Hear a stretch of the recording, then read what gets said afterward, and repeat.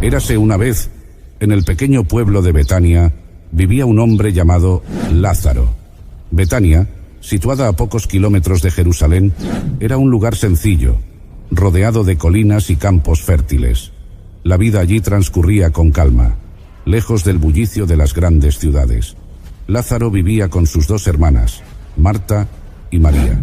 A pesar de la aparente tranquilidad de su vida cotidiana, esta familia era especial para Jesús, pues en más de una ocasión les había visitado, compartido en su mesa y disfrutado de su hospitalidad. Lázaro, a diferencia de sus hermanas más extrovertidas, era conocido por su carácter sereno y reflexivo. Era un hombre joven, con un espíritu amable y de gran fe. En la comunidad se le reconocía como un hombre de paz, siempre dispuesto a ayudar a sus vecinos. Su vida, aunque sencilla, era significativa. Vivía en estrecha comunión con sus hermanas, quienes lo amaban profundamente. Marta, siempre preocupada por el bienestar de los demás, se encargaba de las labores domésticas y cuidaba de la casa con diligencia. María, por otro lado, era más contemplativa, una mujer de profunda devoción, que en más de una ocasión había mostrado su amor por Jesús, sentándose a sus pies para escuchar sus palabras. Pero un día, una sombra oscura cayó sobre su hogar. Lázaro enfermó gravemente. Lo que empezó como un malestar ligero, rápidamente se transformó en una fiebre que no cedía. Los días pasaban, y la salud de Lázaro empeoraba. Marta y María, impotentes, veían cómo su hermano se debilitaba más y más, incapaces de aliviar su sufrimiento. Desesperadas y con el corazón lleno de angustia, tomaron una decisión. Sabían que solo una persona podía salvar a Lázaro, su amado amigo y maestro, Jesús. Así que enviaron un mensaje a Jesús, quien se encontraba lejos, al otro lado del Jordán. El mensaje era claro y lleno de esperanza. Señor, he aquí, el que amas está enfermo. Con esta sencilla frase, Marta y María no solo comunicaban la gravedad de la situación, sino también su fe inquebrantable en el poder de Jesús para sanar. Sabían que Jesús amaba a Lázaro. Él no era un simple seguidor más, sino un amigo cercano, un hombre a quien Jesús apreciaba profundamente. Mientras esperaban ansiosas la llegada de Jesús, el aire en Betania estaba lleno de incertidumbre. Cada día que pasaba, la vida de Lázaro se apagaba un poco más, y aunque las hermanas sabían que su amigo tenía el poder de sanar, la enfermedad parecía avanzar más rápido que el tiempo. La esperanza de su llegada mantenía a la familia en vela, pero el sufrimiento de Lázaro era cada vez más evidente. Sin embargo, en sus corazones, una chispa de fe seguía ardiendo. Sabían que Jesús nunca les había fallado antes, y confiaban en que, de alguna manera, su amigo llegaría a tiempo para salvar a su querido hermano. Y todos los días, mientras la enfermedad de Lázaro empeoraba, Marta y María seguían esperando noticias de Jesús. Sabían que él podía sanarlo con tan solo una palabra, y la esperanza de que llegara a tiempo era lo único que les daba fuerzas. Mientras tanto, Jesús, quien estaba al otro lado del Jordán con sus discípulos, recibió el mensaje de las hermanas. Al escucharlo, no mostró ninguna señal de preocupación. Con una calma absoluta, les dijo a sus discípulos: esta enfermedad no es para muerte, sino para la gloria de Dios, para que el Hijo de Dios sea glorificado por ella. Aunque sabían del estado crítico de Lázaro, Jesús no se apresuró a regresar a Betania.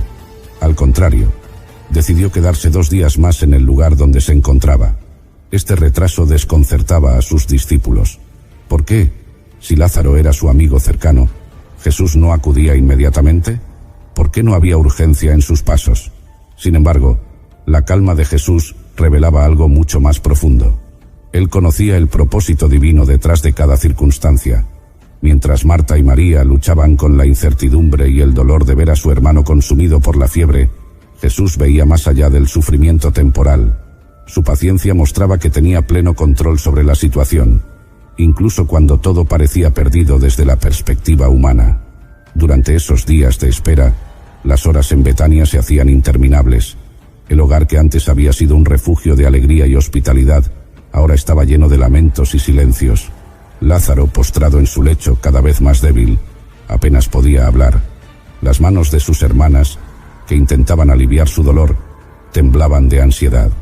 y aunque la fe en Jesús no se desvanecía, la preocupación por su aparente retraso llenaba el aire. Jesús, en esos 2 días, mostraba no solo su compasión, sino también su propósito divino. Sabía que el desenlace de esta historia no sería simplemente la sanación de una enfermedad, sino un testimonio del poder de Dios que trascendería la muerte misma. Mientras tanto, en Betania, la fe de las hermanas era puesta a prueba, mientras sus corazones permanecían firmes en la esperanza de que Jesús llegaría antes de que fuera demasiado tarde. Hasta que un día, después de 2 largos días de espera, Jesús se volvió hacia sus discípulos y les dijo: «Vamos otra vez a Judea». Sus palabras rompieron el silencio y sorprendieron a los discípulos. Sabían que regresar a Judea implicaba un gran riesgo, pues los líderes religiosos ya habían intentado apedrear a Jesús en Jerusalén. Temerarios le advirtieron: «Rabí, hace poco los judíos intentaban apedrearte, y vuelves allá». Pero Jesús, con la sabiduría que solo él poseía, les respondió: «¿No tiene el día 12 horas? Si alguno anda de día, no tropieza, porque ve la luz de este mundo. Pero si anda de noche, tropieza, porque no hay luz en él». Con estas palabras, Jesús les recordaba que su tiempo en la tierra seguía guiado por la luz del plan de Dios, y mientras caminara en ese propósito, no había peligro que le detuviera. Luego, con tono solemne, Jesús les anunció: «Nuestro amigo Lázaro duerme, pero voy a despertarlo». Los discípulos, sin entender el verdadero significado de sus palabras, pensaron que si Lázaro estaba dormido, pronto se recuperaría. Pero entonces Jesús les habló con claridad: «Lázaro ha muerto, y me alegro por vosotros de no haber estado allí para que creáis, pero vamos a él». Este momento marcó un giro decisivo en la historia. La aparente demora de Jesús no era falta de compasión, sino parte de un plan mucho mayor. La muerte de Lázaro no sería el final, sino el escenario para una revelación poderosa del dominio de Jesús sobre la vida y la muerte. Tomás, uno de los discípulos, comprendiendo el peligro que les aguardaba en Judea, expresó con determinación: «Vamos también nosotros, para que muramos con él». Aunque sus palabras reflejaban la incertidumbre y el miedo de lo que podría suceder, mostraban su lealtad hacia Jesús. El viaje hacia Betania, entonces, comenzó. Mientras caminaban hacia el lugar donde la muerte había reclamado la vida de Lázaro, el propósito de Jesús se volvía cada vez más claro. Él no solo iba a consolar a sus amigas Marta y María, sino a confrontar el mayor de los enemigos, la muerte. Y por eso, cuando Jesús finalmente llegó a Betania, descubrió que Lázaro ya llevaba 4 días en la tumba. Los rituales de duelo estaban en pleno apogeo. Vecinos y amigos rodeaban la casa de Marta y María, consolándolas en su pérdida. El aire estaba cargado de tristeza, y el dolor de las hermanas era palpable. Al enterarse de que Jesús había llegado, Marta, siempre rápida en actuar, salió de inmediato a su encuentro. Su corazón estaba lleno de una mezcla de dolor y esperanza. Cuando lo vio, no pudo evitar exclamar: «Señor, si hubieras estado aquí, mi hermano no habría muerto». Sus palabras reflejaban tanto su fe en el poder de Jesús como la desilusión por su retraso. Pero en medio de su dolor, Marta no había perdido la confianza en él. Continuó diciendo: «Pero también sé que todo lo que pidas a Dios, Dios te lo dará». Jesús, mirándola con compasión, le respondió: «Tu hermano resucitará». Marta, con la fe arraigada en las enseñanzas sobre la resurrección futura, le contestó: «Sé que resucitará en la resurrección, en el día final». Pero Jesús, llevando la conversación a un nivel mucho más profundo, le reveló una verdad que cambiaría todo: «Yo soy la resurrección y la vida. El que cree en mí, aunque esté muerto, vivirá. Y todo aquel que vive y cree en mí, no morirá eternamente». ¿Crees esto? Con firmeza y devoción, Marta respondió: «Sí, Señor, yo he creído que tú eres el Cristo, el Hijo de Dios, que has venido al mundo». Su fe en ese momento era sólida, aunque su comprensión de lo que Jesús iba a hacer aún no estaba clara. Entonces, Marta fue a buscar a su hermana María, quien permanecía en casa, llorando con los demás dolientes. Cuando María escuchó que Jesús la llamaba, se levantó rápidamente y corrió hacia él. Al verlo, se echó a sus pies, llorando amargamente, y dijo las mismas palabras de su hermana: «Señor, si hubieras estado aquí, mi hermano no habría muerto. Su dolor profundo conmovió a Jesús de una manera especial. María, siempre tan devota, ahora estaba quebrada por la pérdida de su hermano. Al ver las lágrimas de María y los que la acompañaban, Jesús se conmovió profundamente. Su corazón, lleno de compasión y amor, no solo por Lázaro, sino por el sufrimiento de todos los presentes, sintió el peso de la muerte y el dolor que causa en el corazón humano. Entonces les preguntó: ¿dónde lo pusisteis? La respuesta a esta pregunta llevaría a una confrontación directa con la muerte. Pero antes de enfrentar la tumba de su amigo, Jesús hizo algo que sorprendió a todos. Él mismo rompió en llanto. El Hijo de Dios, quien tenía el poder de devolver la vida, lloró junto a los dolientes, mostrando su humanidad y su amor profundo por aquellos a quienes amaba. Hasta que finalmente llegó el momento decisivo. Jesús, profundamente conmovido por el dolor de Marta, María y todos los que lloraban, se dirigió al lugar donde habían enterrado a Lázaro. Era una cueva, y una gran piedra cubría la entrada. Con autoridad, Jesús dio una orden que dejó a todos los presentes desconcertados: «Quitad la piedra». Marta, siempre práctica, intervino rápidamente: «Señor, ya huele mal, porque lleva 4 días. Según la creencia común, al 4.º día el cuerpo comenzaba su descomposición». Para Marta, aquello parecía una acción imposible, ya que la muerte de Lázaro había sido definitiva. Jesús, con una calma absoluta y una mirada de fe infinita, le respondió: «¿No te he dicho que si crees, verás la gloria de Dios?». Con esas palabras, reafirmó lo que ya había dicho antes, que esta situación no era para muerte, sino para la gloria de Dios. Marta guardó silencio, y la piedra fue removida. El silencio cayó sobre la multitud expectante. Entonces, Jesús alzó su vista al cielo y oró en voz alta: «Padre, te doy gracias por haberme oído. Yo sabía que siempre me oyes, pero lo dije por causa de la multitud que está alrededor, para que crean que tú me has enviado». Su oración no era solo una petición, sino una declaración pública de su conexión con el Padre, para que todos pudieran saber quién era realmente. Después de orar, Jesús, con voz fuerte y clara, gritó: «Lázaro, sal fuera». Aquella voz resonó en la cueva como un eco, y la multitud contuvo la respiración.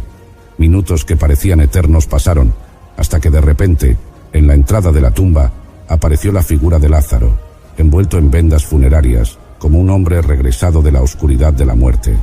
Lázaro, quien había estado muerto por 4 días, salió vivo de la tumba.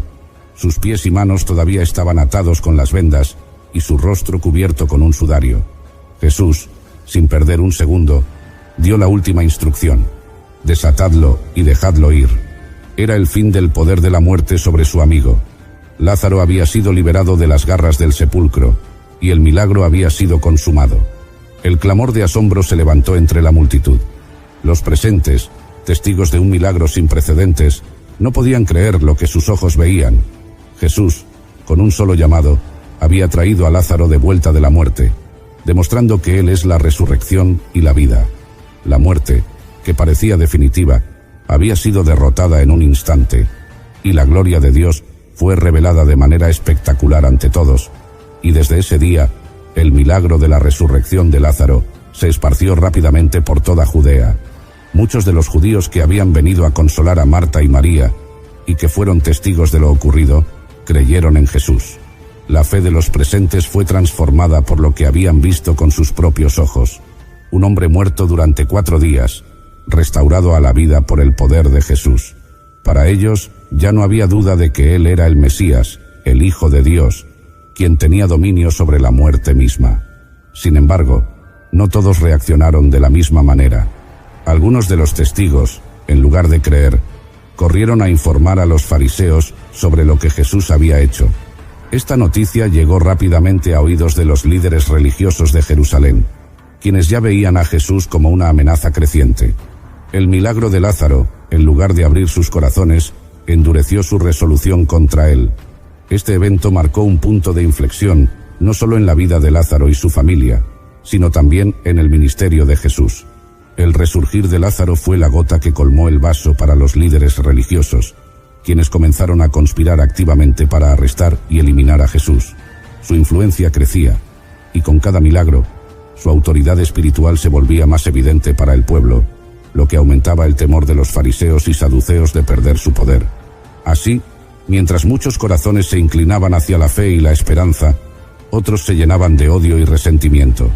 El milagro que trajo vida a Lázaro también sembró el camino hacia la crucifixión de Jesús, un desenlace inevitable en el plan de redención que él había venido a cumplir. La historia de Lázaro encierra una de las enseñanzas más profundas del Evangelio. Jesús no es solo un maestro, un profeta o un hacedor de milagros. Él es la resurrección y la vida misma. Sus palabras a Marta, llenas de verdad y poder, revelan el corazón de su misión en la tierra: derrotar a la muerte y ofrecer vida eterna a todos los que creen en él. Cuando le dijo: «El que cree en mí, aunque esté muerto, vivirá», no hablaba solo de un milagro temporal, sino de una promesa eterna. Este pasaje de Juan 11 nos recuerda que, ante la muerte, la mayor amenaza para el ser humano, Jesús tiene el poder definitivo. El milagro de la resurrección de Lázaro es un símbolo de lo que Jesús haría por toda la humanidad al morir en la cruz y resucitar al tercer día. En esa victoria, nos aseguró a todos que la muerte no es el final para aquellos que confían en él. La respuesta de Marta a Jesús es clave: «Sí, Señor, yo he creído que tú eres el Cristo, el Hijo de Dios, que has venido al mundo». Esta confesión de fe es el centro de la vida cristiana. A través de la fe en Cristo, aunque enfrentemos las inevitables realidades de la enfermedad, el sufrimiento e incluso la muerte, tenemos la promesa de una vida más allá de este mundo. En Jesús encontramos la seguridad de que la muerte, que parece tan definitiva y aterradora, no tiene la última palabra. La historia de Lázaro también nos enseña algo crucial sobre el tiempo y los propósitos de Dios. Para Marta y María, la demora de Jesús fue desconcertante. Ellas deseaban que él hubiera venido antes para sanar a su hermano.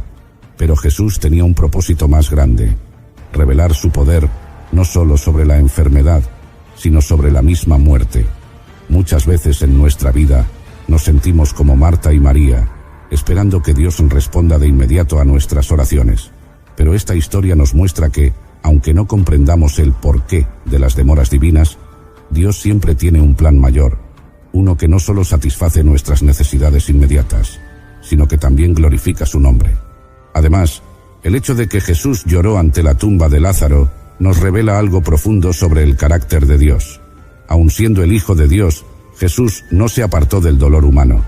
Sintió el peso de la muerte, la tristeza de sus amigos, y lloró junto a ellos. Este momento muestra que Dios no es indiferente a nuestro sufrimiento. Aunque tiene el poder para vencer la muerte, también se solidariza con nuestro dolor.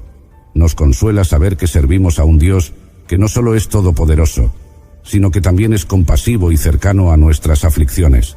Finalmente, la resurrección de Lázaro anticipa la resurrección final, no solo de Cristo, sino de todos los que creen en él.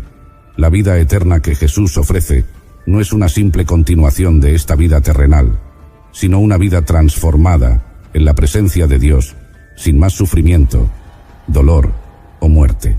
Como dice Apocalipsis 21:4, enjugará Dios toda lágrima de los ojos de ellos, y no habrá más muerte, ni habrá más llanto, ni clamor, ni dolor. La resurrección de Lázaro es una prueba palpable de esta esperanza gloriosa. En resumen, la moraleja que podemos extraer de esta historia es clara. La fe en Jesús nos da acceso a la vida eterna.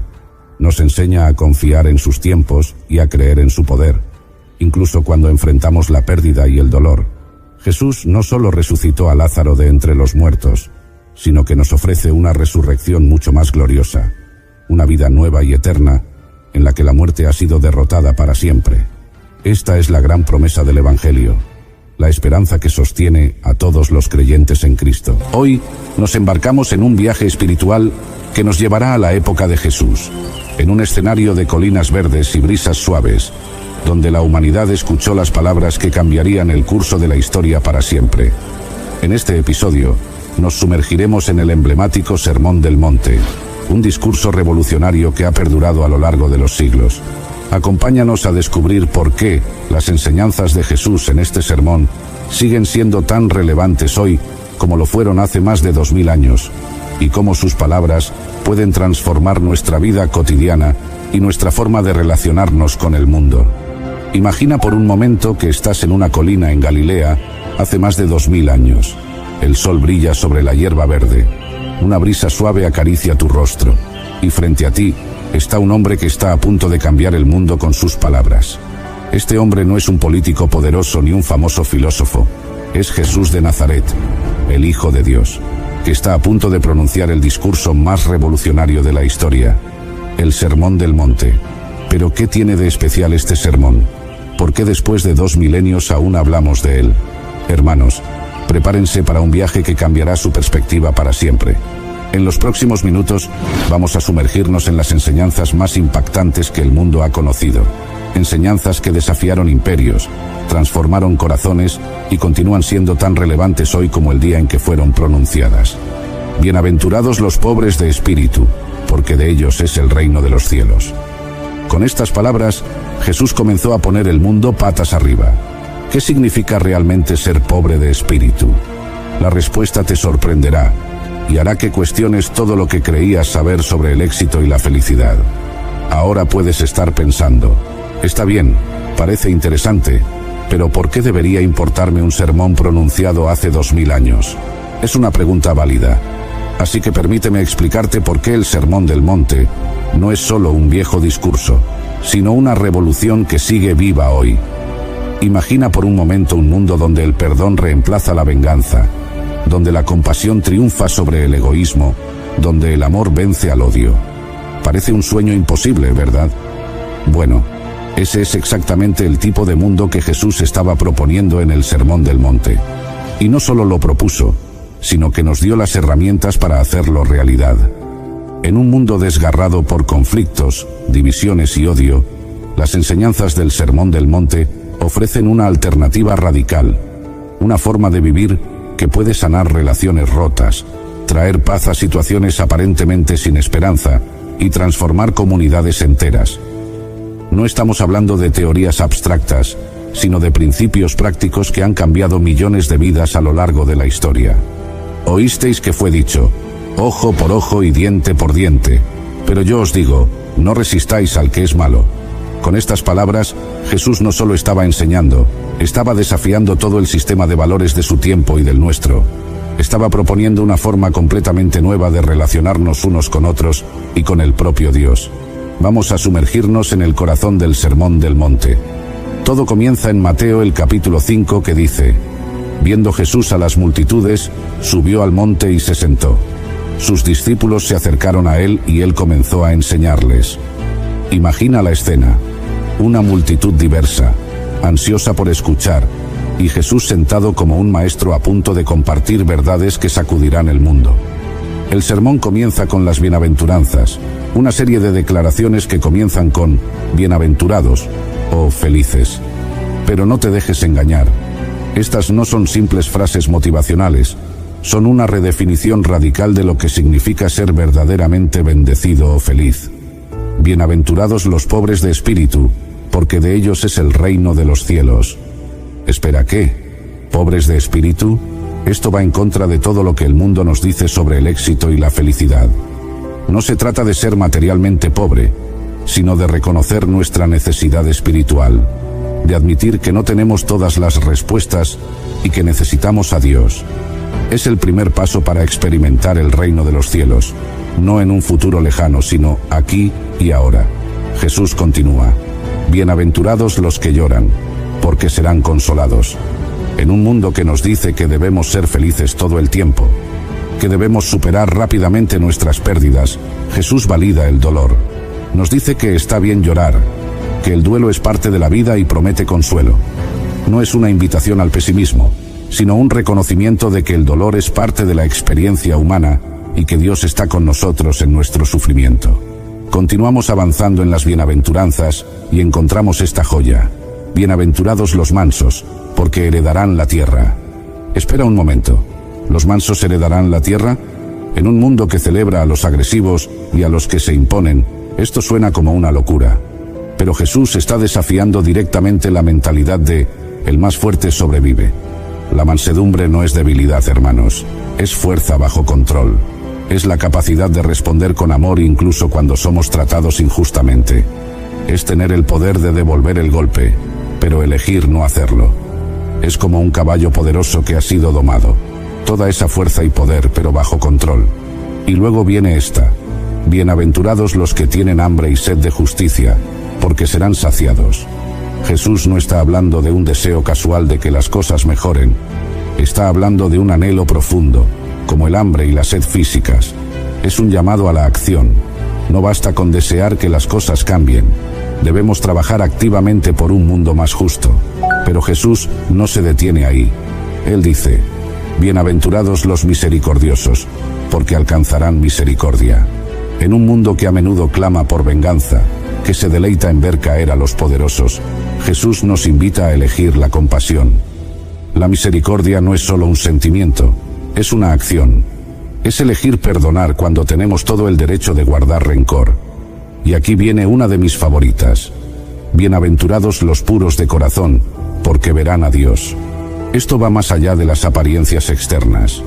Jesús está hablando de integridad, de ser la misma persona en público y en privado. Es un llamado a la autenticidad en un mundo de máscaras y pretensiones. Avanzando en el Sermón del Monte, llegamos a una de las enseñanzas más desafiantes de Jesús. Oísteis que fue dicho: ojo por ojo y diente por diente. Pero yo os digo, no resistáis al que es malo, mas a cualquiera que te hiera en la mejilla derecha, vuélvele también la otra. Vaya, espera un momento. ¿Jesús está diciendo que debemos ser débiles y dejar que las personas nos pisoteen? No, de ninguna manera. Lo que Jesús está proponiendo aquí es nada menos que una revolución en las relaciones humanas.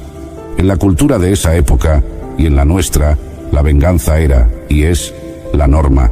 Si alguien te hace mal, se espera que devuelvas el golpe. Ojo por ojo, diente por diente. Pero Jesús dice: detente, ahí hay una manera mejor.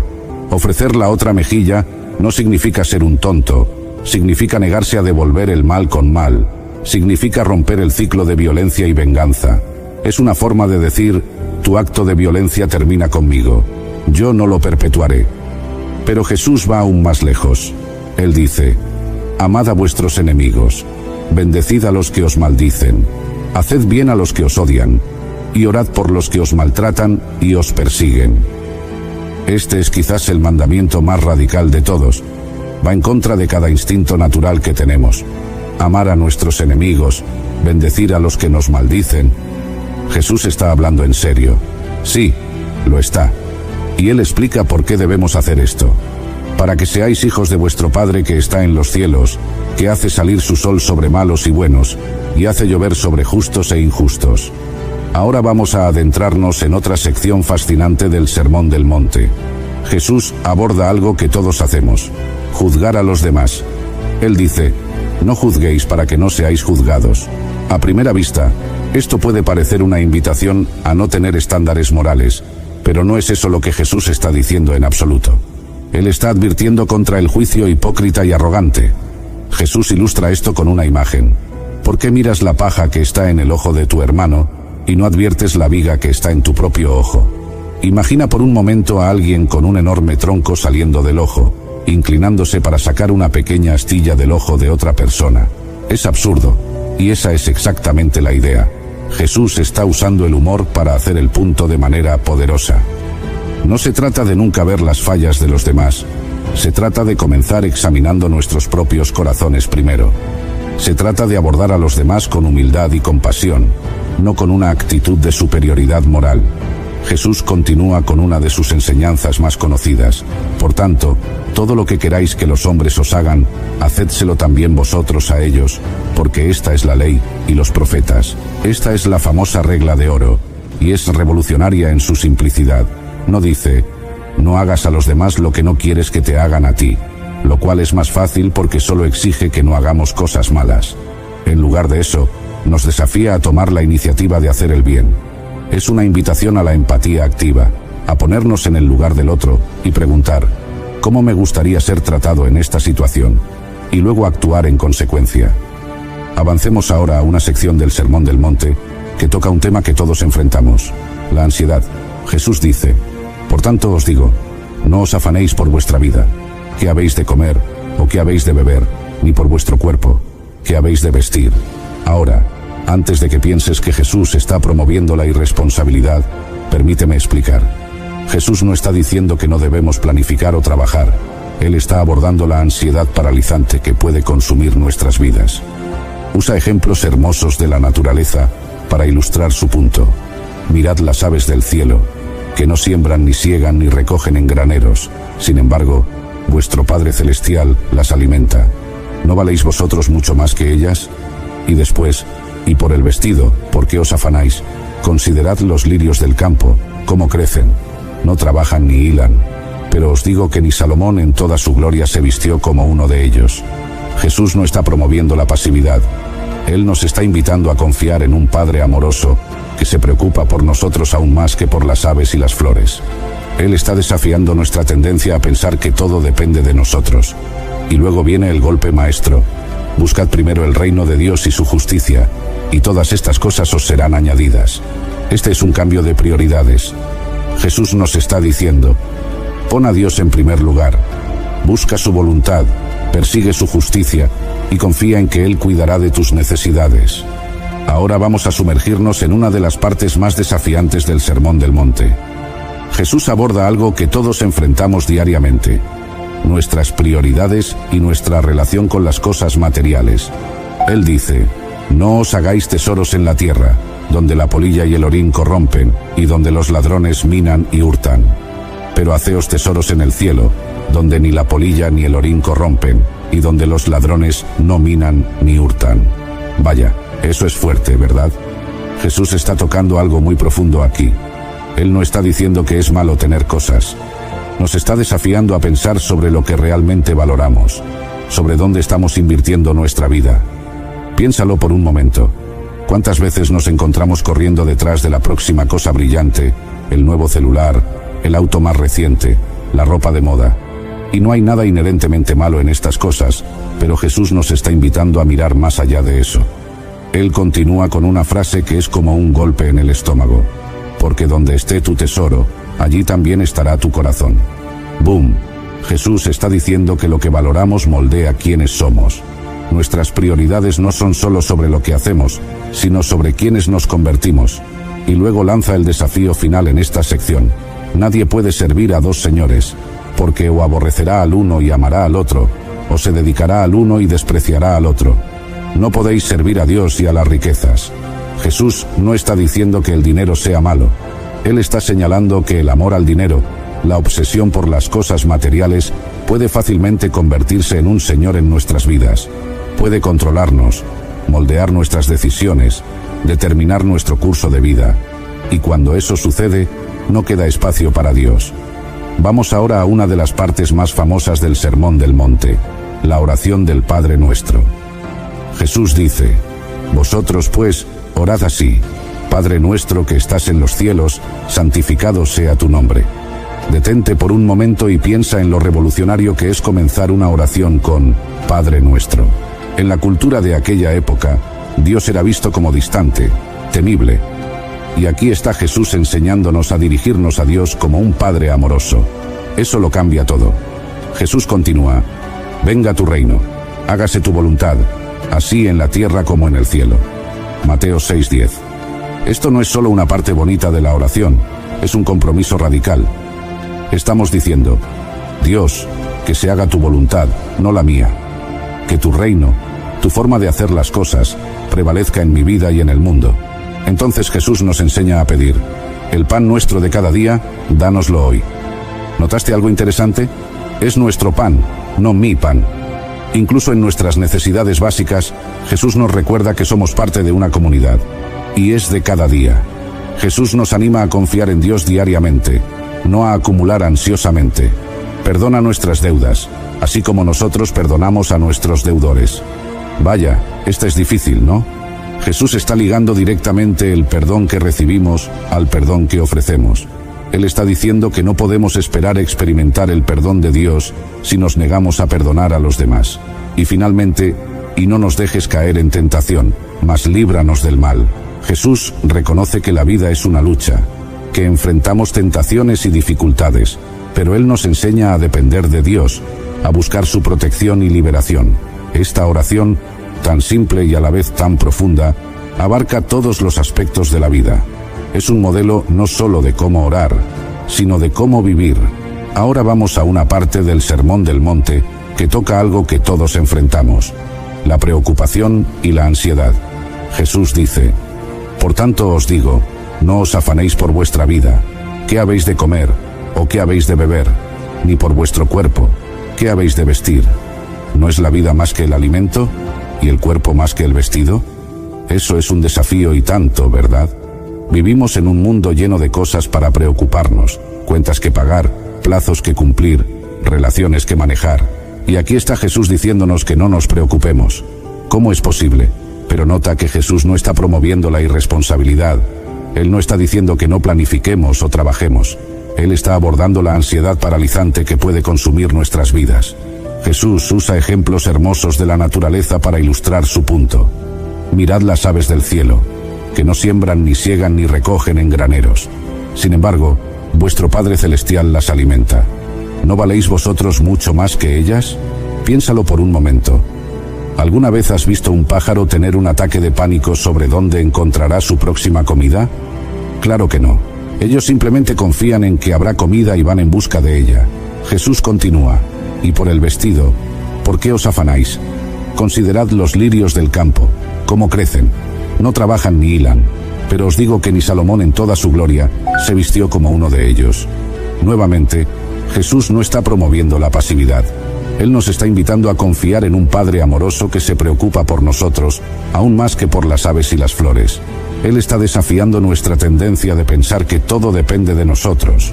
Y luego viene la conclusión poderosa: buscad, pues, primeramente, el reino de Dios y su justicia, y todas estas cosas os serán añadidas.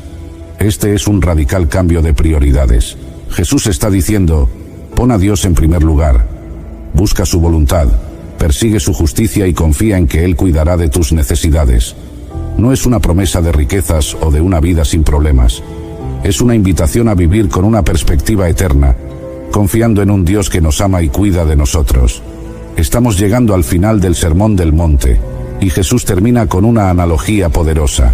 Él dice: por tanto, cualquiera que oye estas palabras mías y las pone en práctica, es como un hombre prudente que edificó su casa sobre la roca.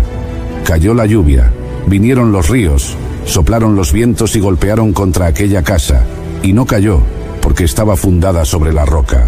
Esa imagen es increíble, ¿verdad? Jesús está comparando sus enseñanzas con una fundación sólida. Él está diciendo que vivir de acuerdo con sus palabras nos da estabilidad y fuerza para enfrentar las tormentas de la vida. Pero observa que Jesús no dice: cualquiera que oye estas palabras mías y está de acuerdo con ellas, o cualquiera que memoriza estas palabras mías. Él dice: cualquiera que oye estas palabras mías y las pone en práctica. El énfasis está en la acción, en la aplicación práctica de estas enseñanzas en nuestras vidas. Jesús continúa con el contraste: pero cualquiera que oye estas palabras mías y no las pone en práctica, es como un hombre insensato que edificó su casa sobre la arena.